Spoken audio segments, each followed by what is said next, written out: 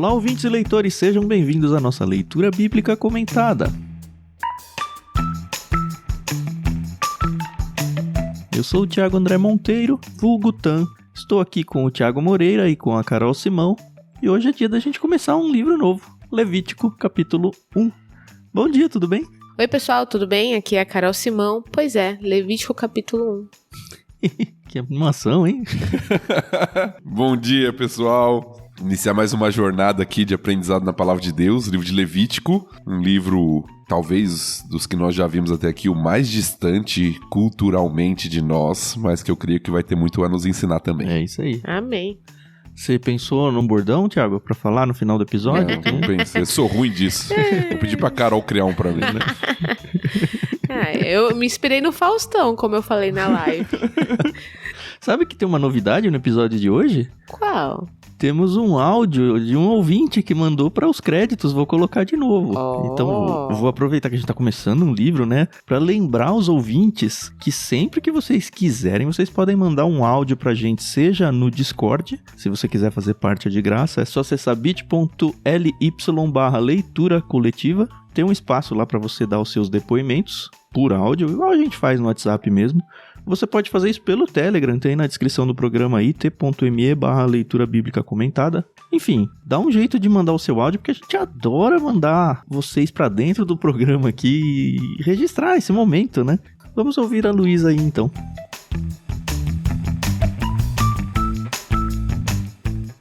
Olá pessoal, tudo bem? Aqui é a Luísa, ouvinte gaúcha do LBC. Eu gostaria de agradecer a Maria Lídia pela trilha sonora dos episódios, também a editora Mundo Cristão pelo uso da Bíblia NVT, e claro, eu queria deixar um agradecimento muito especial à Carol, ao Tan, ao pastor Thiago e a todos os convidados que já passaram pelo podcast. Além disso, eu gostaria de convidar os ouvintes que ainda não estão no Discord a entrarem na comunidade do Ictus, onde nós temos um espaço bem legal para conversar sobre a Bíblia e outros livros, e também podemos assistir ao vivo as gravações do LBC. Um abraço e um bom episódio para todos nós.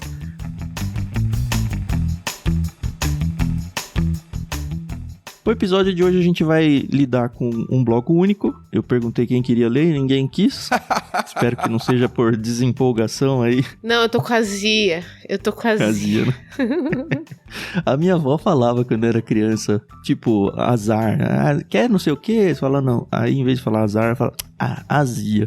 Será que era da minha avó isso ou é cultural? Não sei. Eu nunca ouvi. É que nem eu, que eu falo, em vez de falar cada um com seu cada qual, eu falo cada um com seu cada caos. E quando eu falei pro Ricardinho, fui elogiar ele, lembra disso? Eu falei pra ele, espero que você tenha um bom ministério, que você faça miséria. Aí ele ficou uma cara assim, falei, será que fazer miséria é uma coisa ruim pras pessoas? Porque eu sempre ouvi isso. No fim a gente pesquisou e fazer miséria é fazer muita coisa, né? É, exatamente. Enfim, não sei a expressão, a origem dela. O português tem dessas coisas.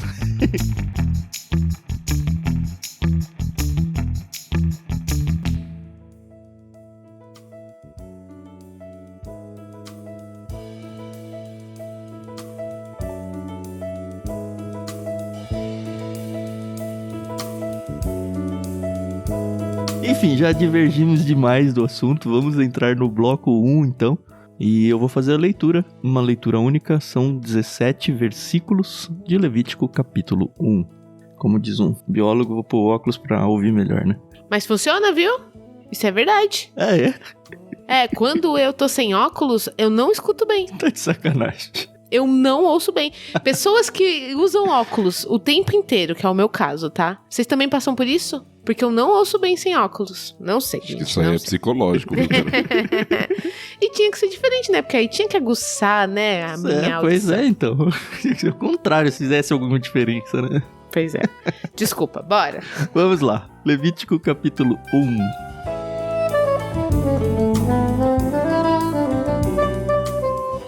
Da tenda do encontro, o Senhor chamou Moisés e lhe disse: Dê as seguintes instruções ao povo de Israel. Quando você apresentar um animal como oferta para o Senhor, escolha-o dos rebanhos de gado, ovelhas ou cabras.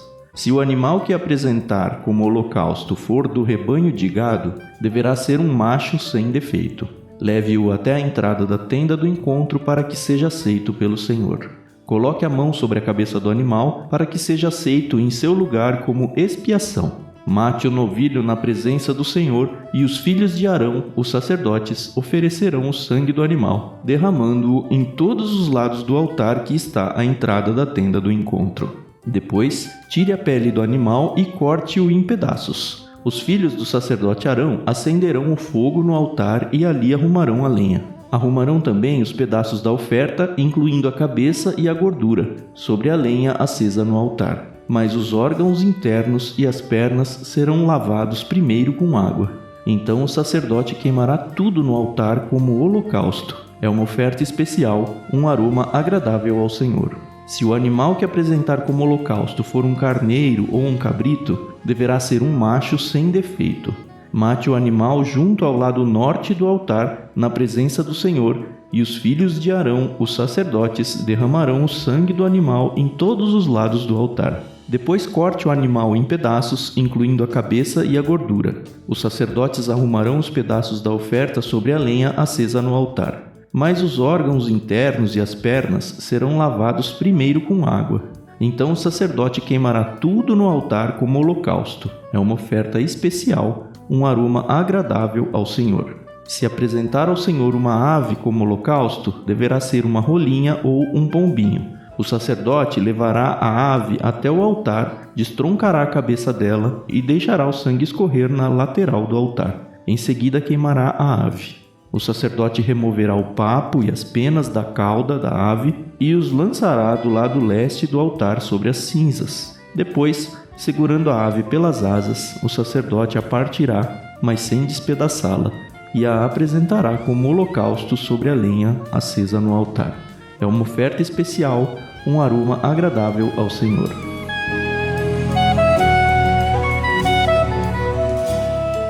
Receitinha de como desossar, né, uma ave.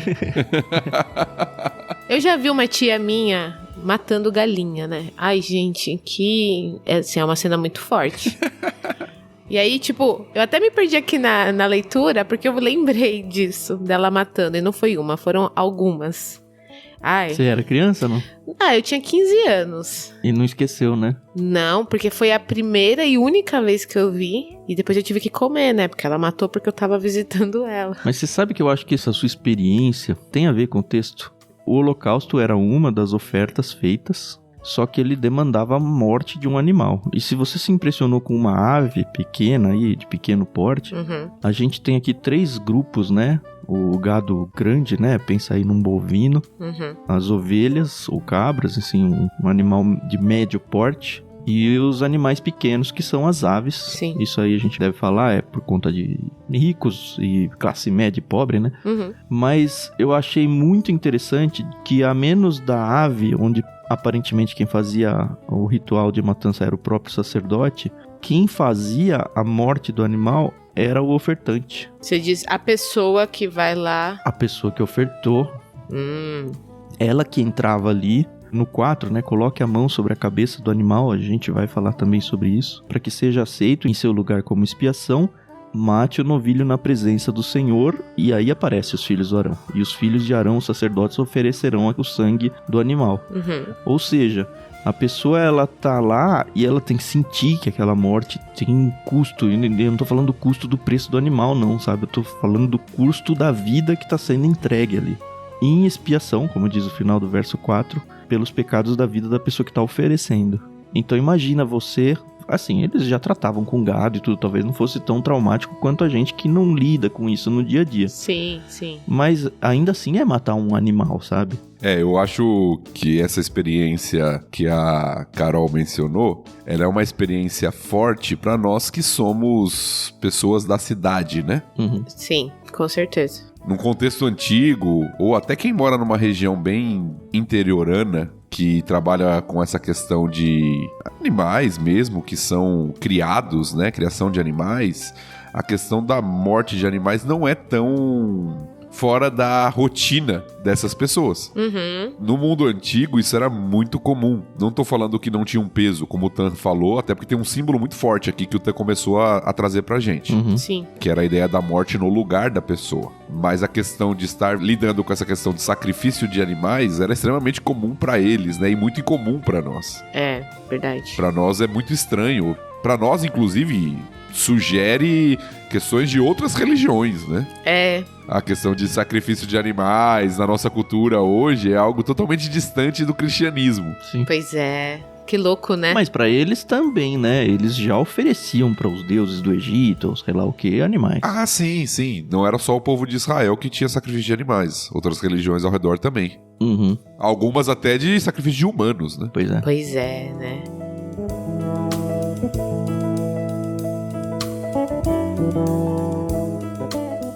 O que eu senti falta aqui, eu não sei se eu tô me confundindo, em algum momento os sacerdotes comiam a carne? Porque nesse momento aqui não. Nesse tipo de oferta, não. Ah, tá. Holocausto é oferta totalmente queimada. Entendi. Inclusive tem a etimologia da palavra, é interessante. A palavra holocausto, ela vem do grego, é holos, que é todo, e kaustos, que é queimado. Então tem que queimar inteiro. A única parte que é preservada aqui é a pele. No caso ainda acho que só do gado grande, que a gente não tem nesse texto aqui, mas o holocausto ele vai aparecer de novo, as instruções dele, num capítulo mais adiante, se não me engano era o 7, alguma coisa por aí, onde vai dar a mesma instrução, só que agora para o sacerdote. Essa aqui é uma instrução para o povo, né? Tanto que no verso 2 diz, dê as seguintes instruções ao povo de Israel. Então quem está sendo ensinado aqui do que é esse sacrifício do holocausto é o povo. Ó, povo, vocês têm que fazer isso daqui. Mais adiante vai ter o holocausto de novo pro lado do sacerdote e lá vai passar de novo essas instruções, só que vai ser dito que, olha, a pele do animal, do gado ali grande, o couro, né, pode ser guardada para o sacerdote, meio que como talvez um pagamento para o serviço dele ou qualquer coisa assim. Mas o resto era queimado tudo. Só pra situar quem tá acompanhando aí com a gente, os primeiros 7 capítulos de Levítico, eu ia falar 1 Coríntios. Já foi, já. Os primeiros 7 capítulos de Levítico, eles vão falar de ofertas. Certo. E aí nós teremos vários tipos de oferta. E aí, voltando para a pergunta da Carol, tem ofertas em que o sacerdote fica com uma parte do seu alimento. Tem ofertas que o próprio ofertante come ali, participa da refeição ali. E tem ofertas que não, que são totalmente queimadas, que é o caso do holocausto aqui. Isso também tem um símbolo que a gente vai falar aí durante o programa, que tem a ideia de consagração total. Isso. Algo entregue por inteiro. Sim. É a ideia do holocausto aqui. Holocausto, inclusive, é a oferta que Deus pede para Abraão e Isaac. Isaac deveria ser entregue como um holocausto. Um holocausto. Mas é a mesma que ele pediu para Caim e Abel? Ixi, eu não sei. Eu não lembro se lá tem uma especificação. Porque Caim entrega os legumes, né? Ele... Sim. E a gente já estudou isso, né? Lembra que lá ainda não tinha lei. É claro que eles deveriam ter alguma consciência de como deveria ser a oferta, até por causa disso um é rejeitado, outro é aceito, mas eu acho que ainda não é usado esse termo lá. Certo. Com Abraão também não tem lei ainda, mas o termo é usado. Entregar o filho como holocausto. O que parece que já era algo comum, mesmo não tendo a prescrição legal ainda. Sim. E aí, se a gente fizer um paralelo, né? Porque o holocausto, ele vai falar um pouquinho mais pra frente, a especificação dos animais, mas a gente vê aqui que tem que ser um animal sem defeito, um macho, né? Que representa ali o vigor, tem que ser uma coisa que custe, né, pra pessoa, né? Tem que ser o melhor. Exato. E aí, quando Deus pede Isaac como holocausto, né? É o filho da promessa, né? Então, tem todo um paralelo, né? E se a gente for colocar essa ideia do holocausto como tem que queimar inteiro, se não me engano, é Hebreus que vai explicar o que estava na cabeça do Abraão quando foi ofertar. Isso, Hebreus. E aí ele fala, Deus é poderoso para reviver ele. Ressuscitar, mas assim, é diferente, né? Você está matando do mesmo jeito, né? Mas imagina que você dá uma facada em alguém e aí cura o ferimento. O holocausto não tem nem ferimento, não sobra nada, queimou tudo, sabe? Exato. O milagre é maior, sabe? De fazer a coisa voltar. Olha o peso, né? Olha como a coisa ainda é mais tensa, né? Rapaz, eu não tinha pensado nisso. Pois não. é.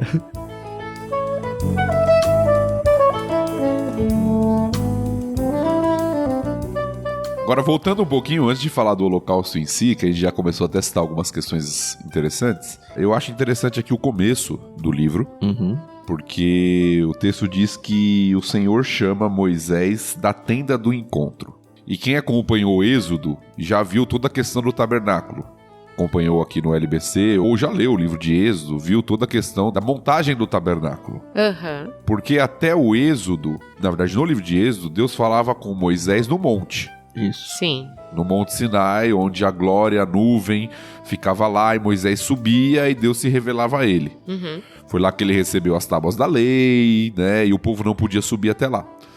Agora, a presença do Senhor está no meio do povo em uma espécie de templo móvel. É isso aí. Que é o tabernáculo. Que eles levam com eles e montam um local ali. E dentro deste local tem uma área de pátio ali, onde tem uma bacia para lavagem, algumas coisas. Tem uma tenda. Nessa tenda onde que fica, você já ouviu as expressões, provavelmente, o Santo dos Santos, né? O lugar santíssimo. Parece ser esse local da presença do Senhor, a tenda do encontro. Apesar de que às vezes a mesma expressão é usada para se referir ao tabernáculo todo, parece que é esse local mais íntimo ali do tabernáculo, né, onde tem uma tenda que deixa coberto, ninguém consegue ver o que está acontecendo lá dentro. Inclusive tem aquela área que o sacerdote vai entrar uma vez por ano só, a gente vai falar isso em Levítico, no dia da expiação. Então, da tenda do encontro, o Senhor chama Moisés para falar aos filhos de Israel. Ou seja, mudou o local, mas o texto é uma sequência de Êxodo. É, com certeza. É interessante nós notarmos isso, porque Levítico muitas vezes é visto quase como um parêntese, como se fosse um livro só de legislação. E ele tem muita legislação de fato, mas ele é uma continuidade da história, da narrativa, do que está acontecendo aqui, do povo no deserto agora, e de como Deus quer que seu povo o adore nessa situação que eles estão nesse momento. Se a gente for pensar, o Êxodo termina com a construção desse tabernáculo, com a construção das vestes do sacerdote e acabou. Sim. Agora é meio que tenho que explicar como é que vai funcionar tudo isso que eu montei. Pois é. Exato. E aí tem esse lugar mais santo aí, onde tem a habitação permanente de Deus, visível para todo mundo ali, através da Shekinah e tudo mais, a gente já falou bastante disso. E dentro desse pátio aí, que o Thiago mencionou, ficava, por exemplo, o altar onde vai ter esses sacrifícios. O animal, ele era sacrificado dentro desse pátio. A pessoa entrava ali, cortava o pescoço, sangrava o animal e tudo mais, e aí o sangue com todo o significado de... Na verdade, o sangue não significa a morte, né? Ele significa a vida. Sim. E aí tem toda a simbologia que a gente vai ver aqui, no sentido de, já mencionei, né? Coloque a mão sobre a cabeça do animal. O que você está fazendo aqui? Você começou a representar o significado desse sacrifício. Antes de eu explicar esse significado, nesse início de Levítico, a gente vai ver 5 sacrifícios. O holocausto, que é o do capítulo de hoje. Vão vir ainda no capítulo 2 a oferta de cereal. No capítulo 3 a oferta de paz. E esses 3 eram ofertas voluntárias. Ou seja, a pessoa vai, se ela quiser ali. Óbvio que elas são orientadas e tudo, mas a questão é que ela não é obrigada a fazer isso. E aí depois vão ter outros 2, no 4 e no 5, que é oferta pelo pecado e oferta pela culpa. Esse eles tinham que fazer. O holocausto era um dos principais, talvez o principal sacrifício de adoração a Deus. Hoje a gente adora a Deus indo à igreja, louvando, cantando, etc. Aqui não tem uma igreja local, né? No contexto é todo outro. Mas onde que era a habitação de Deus? Nessa tenda. Onde que as pessoas iam para adorar a Deus? Ali. Como que elas faziam isso? Olha, eu vim aqui reconhecer o meu pecado. Eu sei que esse pecado tem um custo muito alto. Eu sei que eu só consigo ofertar a Deus, ou que eu tenho que ofertar a Deus, com o que é o melhor. É proporcional às minhas posses, porque os ricos levavam animais de grande porte, que eram caros, bem caros. Os que não tinham tantas condições de mandar um boi, lembra que é voluntário, né? Manda uma ovelha, manda uma cabra. E para quem é pobre, não está excluído do louvor da adoração. Olha, você não tem condições, você vai trazer um animal menor, uma ave ali. E aí o que acontece? Todo o ritual, imagina, você vai lá, põe a mão na cabeça dele, meio que simbolizando a transferência do meu pecado para o animal, e ele vai morrer no meu lugar. É exatamente o que Cristo vai fazer. Exatamente. Sim. Tanto que o termo expiação aparece no finalzinho do verso 4. Para que seja aceito em seu lugar como expiação. E aí mata o novilho diante do Senhor e começa o ofício dos sacerdotes ali, a partir do verso 5. É essa simbologia que o autor de Hebreus vai usar muito, fazendo menção de Cristo como sacerdote, como sacrifício também. Uhum. E é por isso que João Batista, mas narrado pelo outro João, pelo apóstolo, no seu evangelho, chama Jesus de Cordeiro de Deus que tira o pecado do mundo. É isso. Sim. Tem toda essa alusão ao sacrifício do Antigo Testamento como expiação pelo pecado.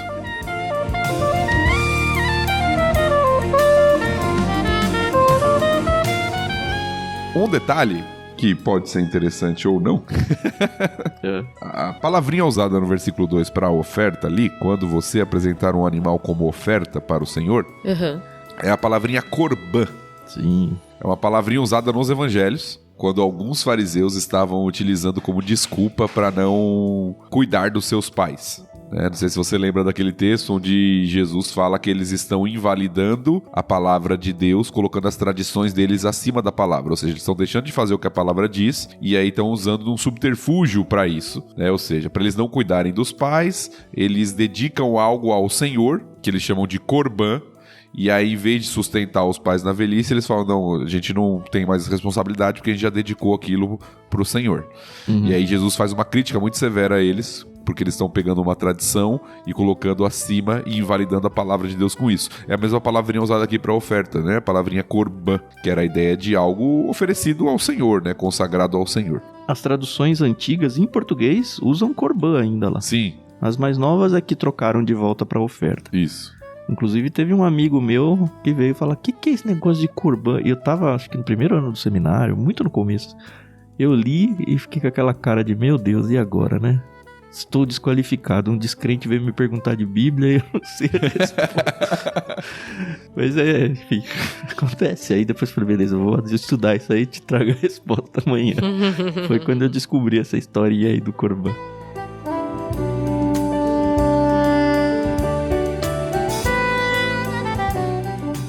Agora, um princípio interessante também que a gente vê logo no começo do capítulo, e que a gente vai ver em todo o livro de Levítico, é que quem prescreve a forma da adoração é o próprio Deus. Isso. Sim. Isso é muito importante no livro de Levítico. Inclusive, os filhos de Arão, né, dando um pequeno spoiler aqui, vão sofrer no livro de Levítico por fazer uma adoração não de acordo com o padrão que Deus tinha estabelecido. Então quem estabelece a forma como o povo deveria adorar é o próprio Deus, é a orientação divina. Sim. Aqui a respeito de como o Senhor receberia essa oferta. Isso é muito importante porque nós vivemos em uma mentalidade hoje de culto, onde o foco do culto está não naquele que recebe a oferta, mas no ofertante. E é claro que eu estou generalizando, tá bom? Mas hoje existe todo um costume onde as pessoas, elas vão para o culto e até chegam e avaliam. O culto hoje foi legal, não foi legal, foi bom ou não, gostei, não gostei. E a gente esquece desse princípio que o culto tem como alvo o Senhor.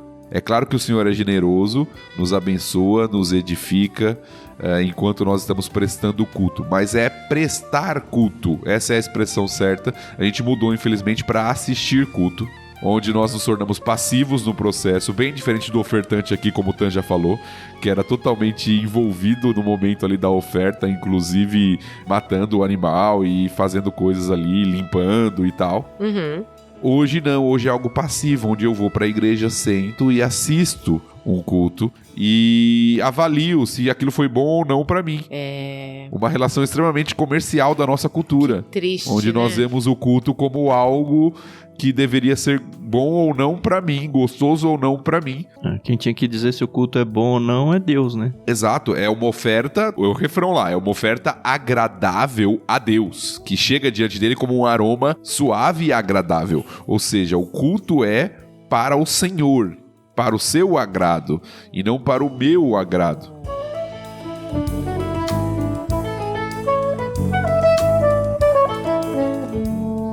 Eu lembro aqui, pensando nessa aplicação para Cristo, né? Romanos 3:25. Ele vai falar, Deus apresentou Jesus como sacrifício pelo pecado, com o sangue que ele derramou, mostrando assim sua justiça em favor dos que creem. Óbvio que a gente já ouviu isso 1 buzilhão de vezes, mas a origem da coisa tá aqui, sabe? É o sacrifício que derrama o sangue e que expia o pecado e tudo mais. A gente tem que tomar um certo cuidado quando a gente vai para Levítico, porque a gente pode cair no erro de pensar que o povo tinha os seus pecados expiados por causa desse sacrifício. Mas quando a gente olha para a Bíblia como um todo, a gente percebe que isso daqui estava olhando para o sacrifício final que seria o de Cristo. Então, é quase uma coisa didática para eles, para falar, olha, custa uma vida, derrama sangue e tudo mais. Mas não é o animal em si aqui que está pagando pelo pecado. Isso é uma simbologia do cordeiro final, que seria Jesus, Sim, sim. que expiaria. Então, eles estão aqui, na verdade, adorando, meio que encenando algo que para eles aconteceria no futuro ainda, que é a morte de Cristo. Até por isso, com o sacrifício de Cristo, a necessidade do sacrifício é interrompida. Isso. Agora sim foi feito. Não existe mais necessidade. Exato, porque agora o Cordeiro foi lá e expiou definitivamente o pecado. Aquilo que os sacrifícios do Antigo Testamento estavam apontando, agora se concretizou. Uhum.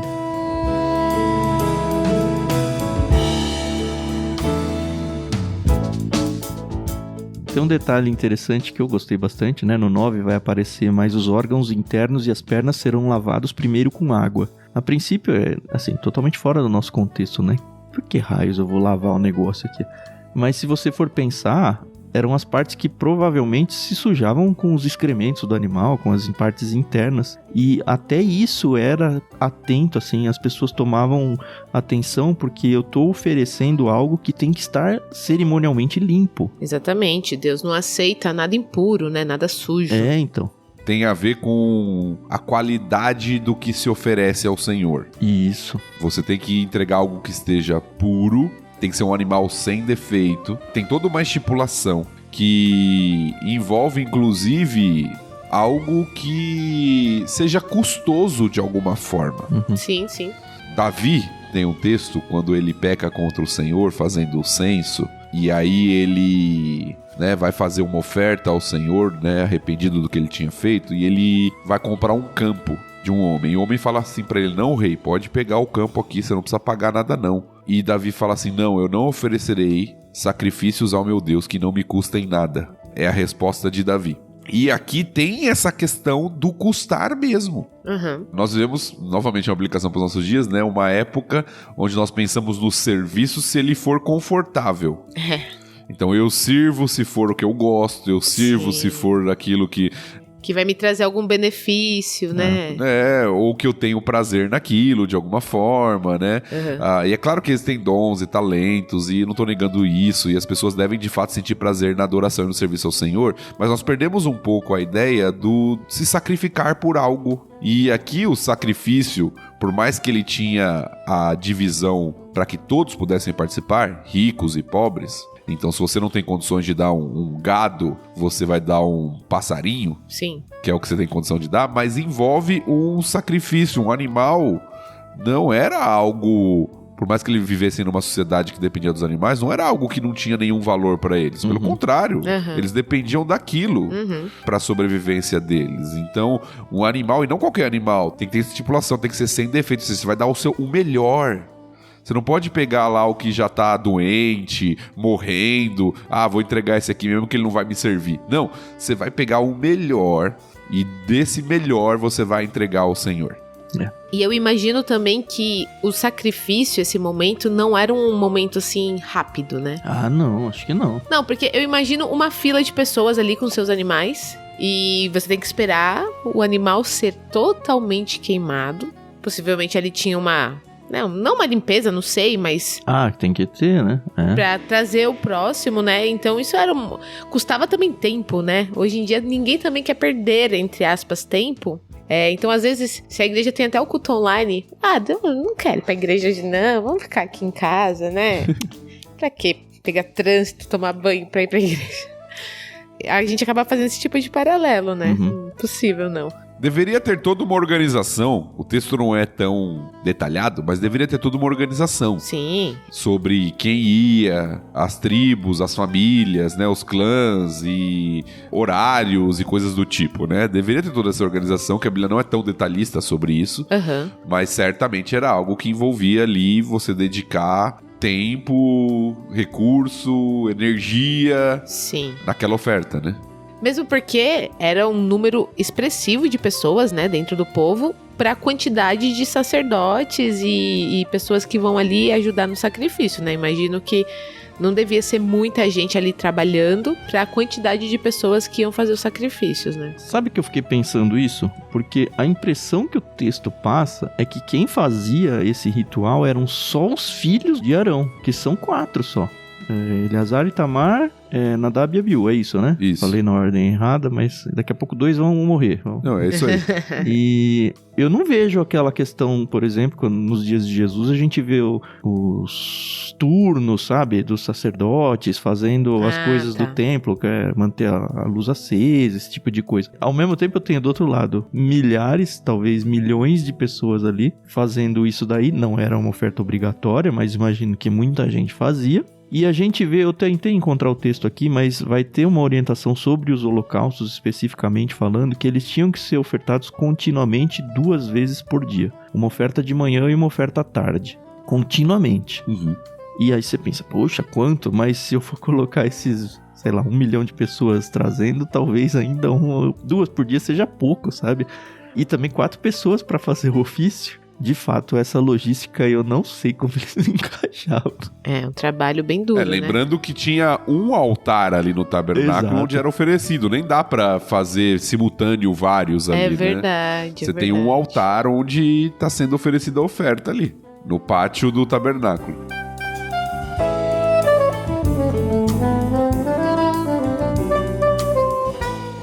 E tem uma outra coisa que eu não vi nenhum comentarista falar, mas eu não consigo parar de pensar nisso. O contexto deles é deserto, ok? Sim. Uhum. Eu tenho ofertas constantes, vamos usar a palavra até chula aqui, de um churrasco sendo feito. Então a churrasqueira tá acesa o tempo todo, é isso que eu quero dizer. E é usado lenha.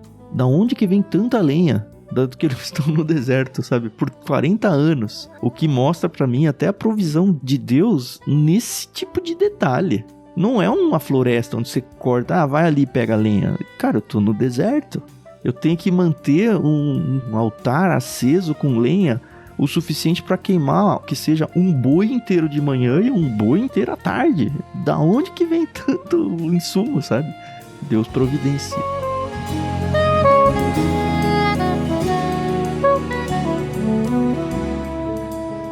Eu só quero fazer um novo destaque aqui para algo que a gente já falou, mas eu gosto da forma como isso é apresentado na leitura. Eu tô no versículo 3.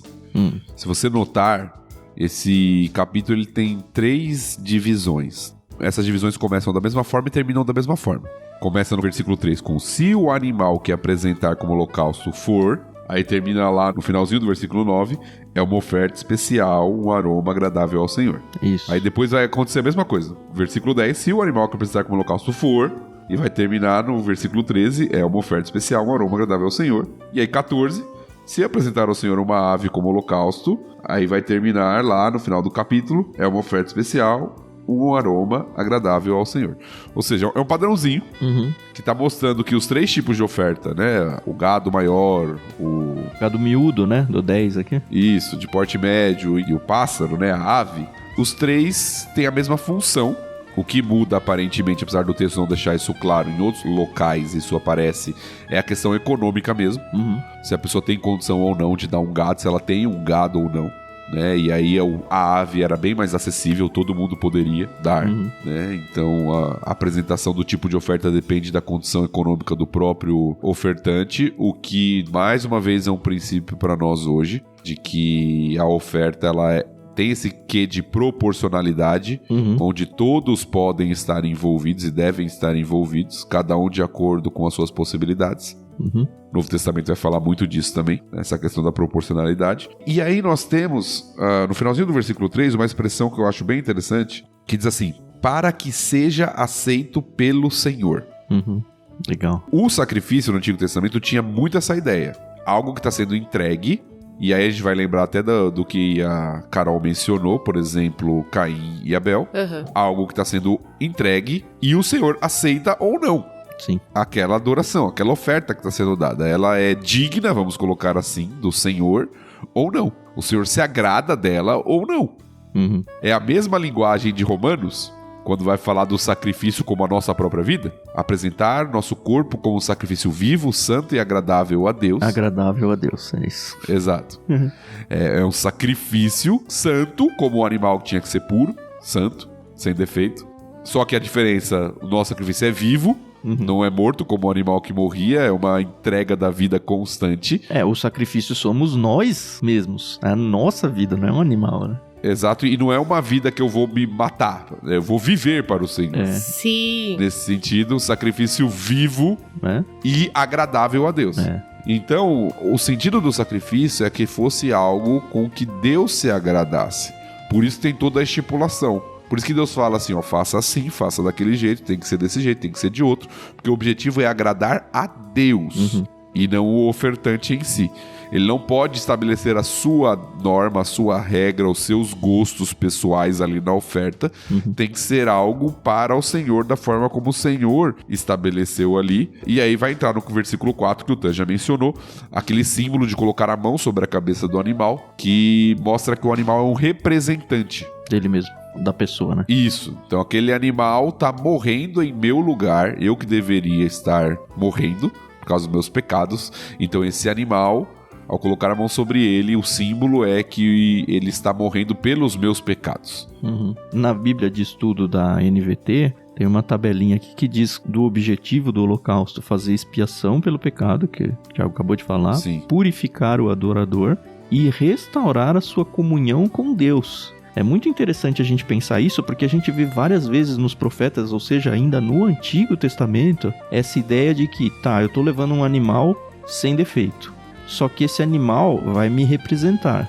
E isso é muito mais bem explorado no Novo Testamento, a ideia de que eu tenho que estar sem defeito, no sentido de que a minha vida tem que ser agradável perante Deus. Eu tenho que buscar uma vida que, ao sacrificá-la a Deus, ao oferecê-la a Deus, ele vai olhar aqui e falar, sim, essa pessoa tem uma conduta de vida que me agrada. Quando a gente olha para o Antigo Testamento, a gente vai cansar de ver profetas falando, eu me enojo dos seus holocaustos. Ele usa até esse termo.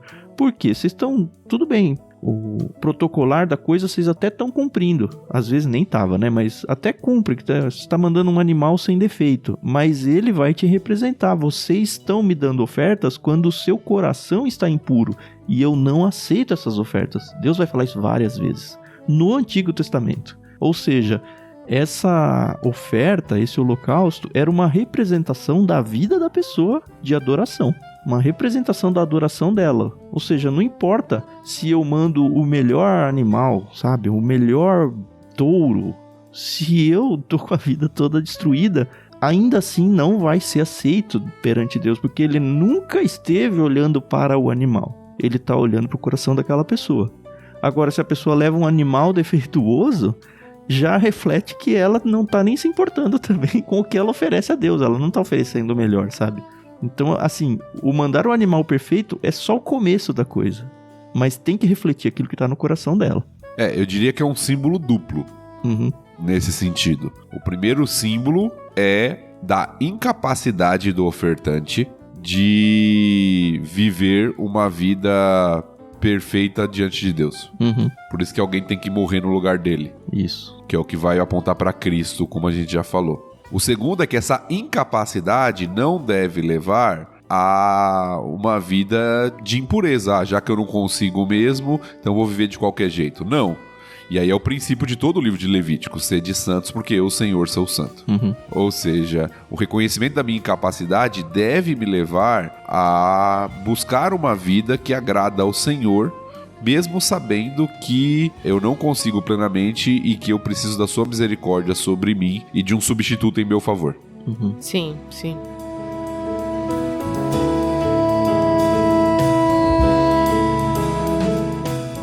É isso, eu não tenho nada mais para esse episódio. Vocês têm algum outro ponto a levantar, não? Só um detalhezinho. Diga. A palavra usada aí como expiação, sim, geralmente a gente pensa nela como perdão dos pecados, purificação dos pecados, e esse sentido tá aqui, evidentemente. Eu sempre penso como cobertura, alguma coisa assim. Tô errado? Não tá errado não, tem esse sentido, né? Aham. Mas a gente já leva cobertura no sentido de cobrir os pecados, né? De Isso. expiar, né? De pagar pelos pecados. Isso. Agora, tava lendo um comentário, aquele que eu até mencionei no prefácio, comentário exegético da Vida Nova, Sim. onde ele fala que a palavra também era usada no contexto ali da época, no sentido de resgate. Ou seja, quando uma pessoa tinha alguma falta, né? Alguma culpa, para que ela não sofresse a pena exigida pela lei, ela pagava um resgate. Quase como se fosse um resgate de um sequestro hoje, assim. Mais ou menos. Trazendo pra nós, sim. Mas a ideia era o seguinte, por exemplo, a pessoa foi lá e ela tinha que ser morta, por exemplo. A lei exigia a morte em determinado caso. Ela poderia, em alguns casos, tinha uns que não, que era morte mesmo, mas em alguns casos ela pagaria um resgate. Quando a gente chegar na lei, acho que até em Levítico mesmo, mas em Números vai falar sobre isso. Por exemplo, se você deixou o seu boi descontrolado aí, ele acertou alguém, e aí você vai lá e vai fazer uma restituição, vai fazer um resgate, vai pagar algo para que a sua culpa naquela situação seja paga. Então o autor ele traz essa ideia também, de que a expiação tinha a questão do perdão dos pecados, mas tinha a ideia de pagar como um resgate pela sua culpa. Sim. Então eu estou entregando esse animal aqui como um resgate dos meus erros, dos meus pecados, ao Senhor. Sim. Então eu estou oferecendo algo ao Senhor como um resgate por aquilo que eu fiz de errado, como se fosse uma restituição a Deus pelos meus pecados. Legal.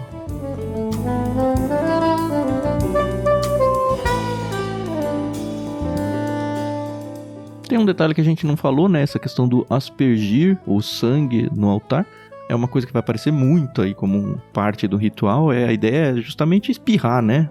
Pega e molha, mas a questão é que o sangue, ele faz parte ali do contexto da adoração como um todo. Ele espirra ali e ele lava. É como se estivesse lavando a coisa com o sangue. E, de fato, a gente vai ter essa analogia de Jesus Cristo lavando os nossos pecados com o seu sangue. Então, tudo tá meio ligado. Sim.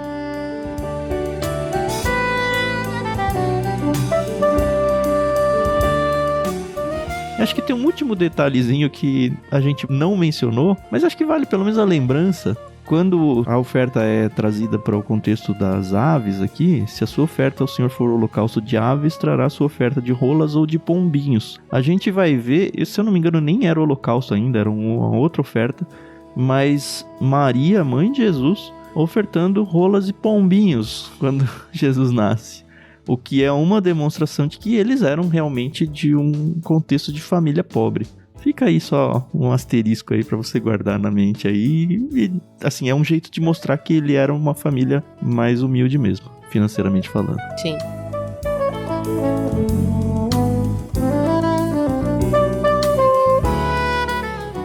E uma coisa que eu lembrei, só pra gente fechar, a imagem final, quando fala assim, é uma oferta especial, um aroma agradável ao Senhor, a gente sabe que Deus não precisa de se alimentar, né, com bois, aves ou qualquer coisa do tipo. Nem sente aromas, né, não tem nariz, é isso. Mas a imagem transmitida aqui, e que era comum, tá, nos povos antigos, e Deus muitas vezes usa a própria forma comum dos antigos entenderem para expressar algo pro seu povo, era de fato como o Senhor tivesse sentindo aquele cheirinho de churrasco e aquilo fosse agradável a ele. Cheirinho de gordura queimada. E tem gordura envolvida aqui. Isso, a fumaça que sobe do altar e a ideia de subir para Deus, chega diante do Senhor e ele faz assim, né? Ele aspira, né, aquele ar e ele fala assim, que algo bom, agradável. Né? Essa é a imagem que tá na ideia do sacrifício. Tá? É um símbolo, não tô falando que isso acontece de fato, Sim, mas é o sim. símbolo aqui da oferta sendo queimada diante do Senhor e chegando aquele cheiro pra ele e ele se agradando daquilo. Mas ele vai se agradar não do cheiro pelo animal em si, ele vai se agradar se for feito dentro da estipulação que ele deu, né? De uma forma santa, pura. Ele vai sentir o cheiro do nosso coração. Se a gente for se ilustrar e romantizar um pouquinho, sim. É isso.